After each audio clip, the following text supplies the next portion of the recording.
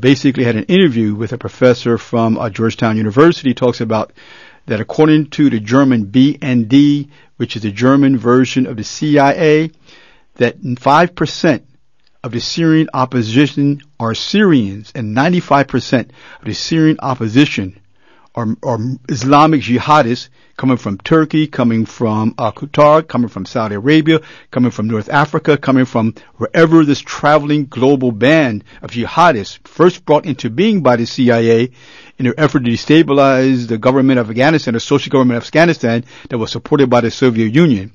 But anyway, that was what that clip was all about. What I'd like to now do is bring on Johnny Achi of the Arab Americans for Syria for 2 points. One, to give us an update on what's going on in Syria and the upcoming action tomorrow in front of the federal building on behalf of the people of Syria in opposition to this United States, Israel, NATO, and these neo-colonial Saudi, Turkey governments' efforts to destabilize a legitimate government, a secular government. Johnny, welcome to Freedom Now. Hello, Didan. Thanks for having me again on the show. Yes, can you give us an update on what's going on? Sure. Obviously, yesterday was March 15, marking the 2 years sad anniversary of the crisis in Syria. March 15, 2011, when it all started. The 95% number that you said of foreign fighters, that's news to me, but it's not surprising. My last reading was what I reported to you last time with Jack Pierre, co-founder of Doctors Without Borders, when he was actually in northern Syria and he was treating injured, and said about 60% of everyone he treated was non-Syrian. But I have no doubt that the numbers are going higher and higher. A lot of Syrians are giving up fighting. They realize they're not fighting for freedom and democracy. We come back to the point that it is a proxy war on Syria. And if I may explain, let me just mention the rally tomorrow. Of course, we're commemorating a day of solidarity with Syria tomorrow. We ask all peace-loving people to come out and support us, to say no to terrorism, to say no to war on Syria. There is a possible NATO humanitarian, U.S. NATO humanitarian war on Syria now is bubbling. We have evidence of that. So we want everyone who can help us out say no war on Syria, stop supporting terrorism in Syria, tomorrow from 12 noon to 5 p.m.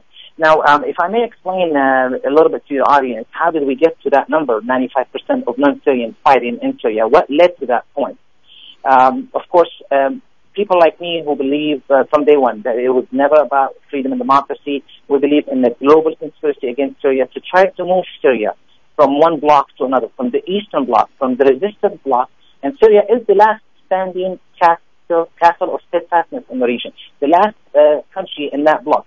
All the rest are in the Western Imperial bloc. They're being puppets for the United States, where they can control and maintain the U.S. and Israeli interest in the region.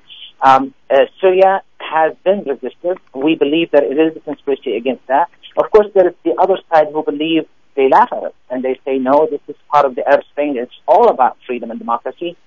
The world actually call it civil war. They laugh at both of us. So each one had a name for it. But if this crisis would have an identification card, I think it would read on it, name World War III. Place of birth, Syria. Date of birth, March 15, 2011.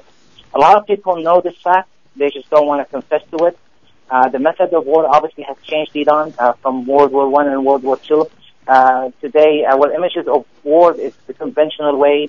Probably British and German fleets, Japanese war airplanes fighting, Red Army in Berlin and Stalingrad. That's not going to happen again. With the existence of the nuclear weapon and the nuclear bomb that ended World War II, we realize that today we see something called a proxy. They use other people to fight their wars.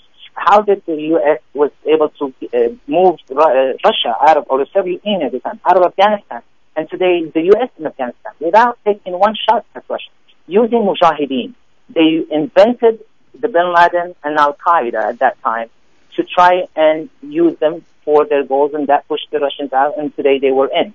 Now, of course, the 3,000 people who lost their life in 9/11, I'm not sure how many 3,000 more people need to lose their life for the price to be big enough, for the special interest, and for the oil companies to realize enough is enough. You cannot grow a monster to become big enough when you cannot control it. And that's exactly what's happening today in Syria. There's an undeclared war on this land between the two fronts, the imperial and colonial powers on one side, of course, spearheaded by the U.S., Britain, France, and Israel, And their elements that play on the ground are Turkey, Saudi Arabia, and Qatar with their money and their borders with Syria. And the other side, of course, Russia and China, who realize that this Arab Spring is moving not for freedom and democracy. It's destroying those countries and put them into sectarian wars. And after what we saw in Iraq and Libya and Tunisia and Egypt, today Syria, luckily for us, the BRIC countries, Iran, China, and Russia told the United States, enough is enough. We see where this is going. Geostrategically speaking, Syria is one of the most important countries in the world.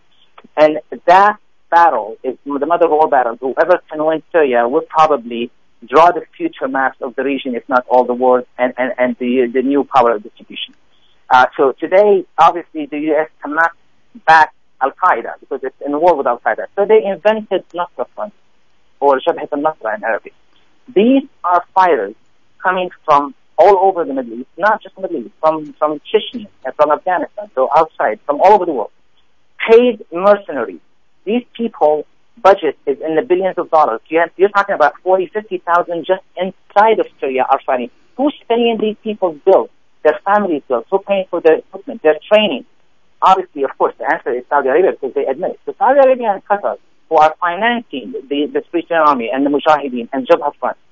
But who is Saudi Arabia and Qatar? They are puppets for the United States. So the United States is preparing these people. Today, in the Washington Post yesterday, actually, there was a report about the United States having actual camps, and this is a fact now. It's no longer a secret.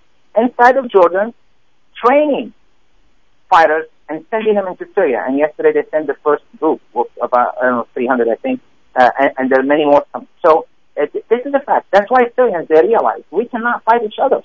They're smart enough to say, we're putting our weapons down. However, we have these foreign fighters from all over the world coming and fighting Syrians, they're fighting the Syrian army and trying to destroy Syria. They no longer want to divide Syria, like the plan was, into 3 or 4 different, like they did in Iraq. Now they realize we can destroy Syria altogether and rebuild. So that is where we are today.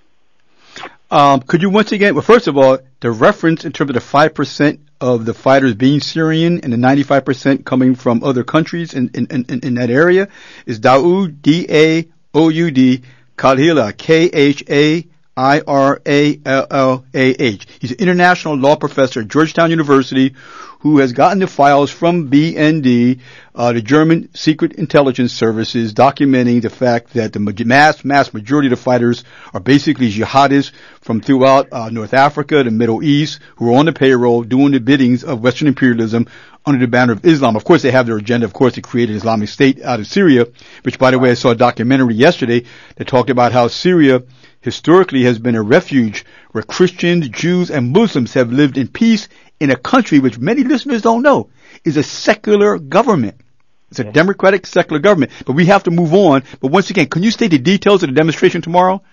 Tomorrow, 12 noon to 5 p.m., Westwood Federal Building, 11,000 Wilshire Boulevard. A day of solidarity with Syria. We urge everyone to come out and support us. We will be there. We thank you very much, my brother. Thank you so much, Leon. Cool.